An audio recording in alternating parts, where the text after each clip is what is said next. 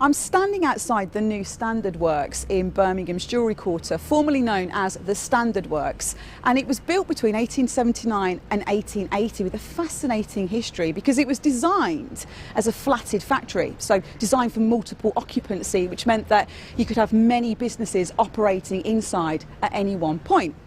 But before we go inside, there's something special actually about the outside of this building. So let's go and speak to Janine Chrisley, Director of Fundraising, to find out more about the outside of the building.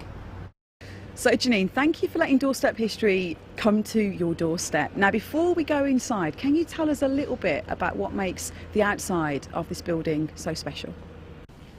So Janine, we're outside the new Standard Works, but the outside of this building was anything but standard, wasn't it?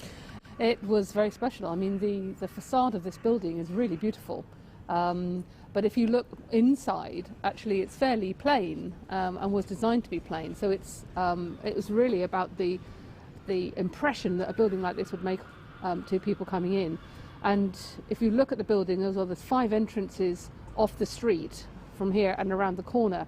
And the building's on 4 floors. So you can see it was designed for multiple occupancy so that you could take people straight upstairs or downstairs. And if you look at how high this doorway is here and the one down there, the reason that we're so high is because this floor is high, so you've got the areas here which let light in down to the basement. So people working in the basement, you actually had some light coming in, otherwise it would have been completely dark. So Janine, you've just spoken about 5 entrances to this building. I thought I was looking at a window, but I'm guessing this isn't a window then? No, you can see the shape of the original door that would have been here. And if you look at how high this is as well, and that's because as the street slopes down, the floor level would have been higher and higher inside. And that is so that you can get light down into the basement through these lights here. So Janine, has the building always been this colour? No, in fact we have an early photograph of it showing it with all the brickwork and stonework exposed.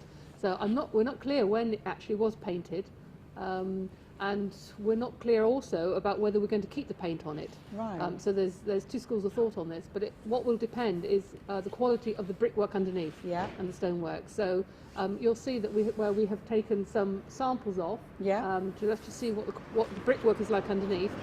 We think it may be actually not fit to be exposed because the condition is not good enough. Okay. But we'll do some more enabling works before we start work, just to look at that.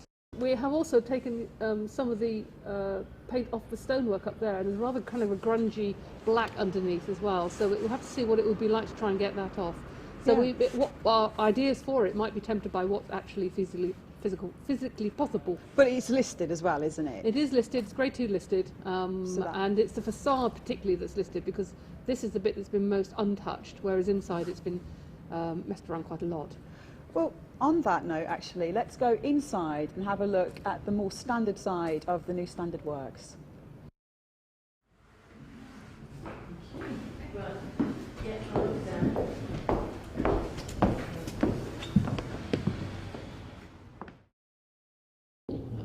This would have been a whole series of buildings and courtyards, and if you look at this plan, the purple shows you where the courtyards would have been. And if you notice as well, you've got this sort of big courtyard area at the back, so you would have light coming in from each side into the building, which is all completely gone now.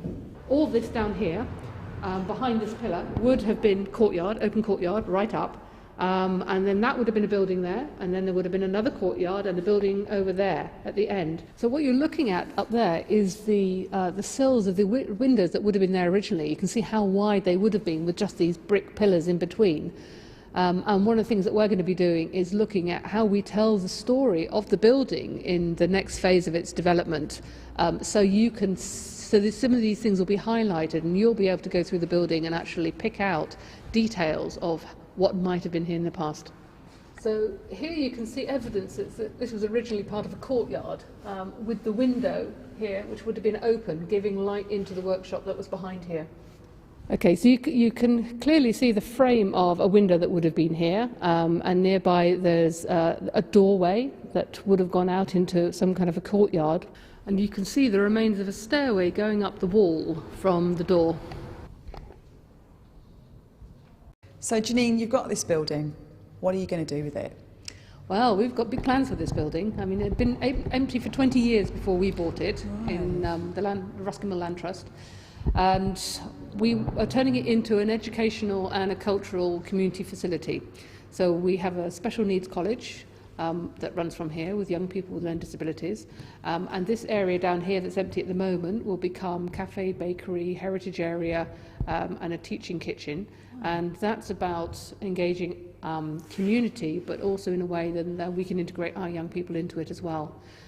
So this is a great way to find a new purpose for an old building. It is, and the planners were really pleased, I have to say, that we've had such support from the community and from the council for our plans here, which has been phenomenal. And it is about how you bring life back into a building, so it's not just something, it doesn't just become residential, but it actually reflects what was already here. And that's something that Ruskin Mill Trust loves to do. Take old buildings and work with that heritage of skills and trades that were in the area, because then that informs the curriculum that we do with young people. And we will do with our community. That is brilliant, and I can't wait to come down, have a cup of coffee up on the roof or near the roof. Is that where it's going to be? There will be a cafe here, but we'll also have a roof garden. Shall we go and have a look? Let's have a look. We completely strengthened this to be able to create the garden and to put some kind of a biodome on it, so we'll be able to use it all year round. And that's quite important for this building, because if you think of our students here, this is the only outdoor space that they've actually got, and so you can feel quite hemmed in, particularly in summer when it's sort of lovely outside but you can't get out there. So this is going to be really important. And it will also give us a really important growing space as well. So we'll be able to do all sorts of interesting horticultural work out here for our students, but also other groups can come in as well. And the other thing is growing healthy food that will then go down into the cafe and the bakery. So people will be able to witness the growing of the food, possibly take part in the growing of the food, and then go downstairs and eat it. Wow. So it sounds like this place is going to be a hive of activity. And speaking of which, Janine... Yes, the bees. The bees. Well, the bee curriculum is really important to us. We are aware, expert evidence shows that bees are surviving better in city environments than they are in the country, because obviously the pesticides. So having bees out here in our city environment with our roof garden is proving extremely popular, not only with our students but also with the public as well. And of course it links into our candle curriculum downstairs. And eating honey is probably one of the best ways of eating pure sunshine. So pure sunshine, so you can sell the products afterwards as well. We can buy... You'll be able to buy jewellery quarter honey. Fantastic. There is a real buzz about this place, Janine. Sorry about the pun there, but I'm really excited about it. And thank you so much for inviting us in today. Oh, I'm delighted and look forward to inviting you back when it's completed. Thank you.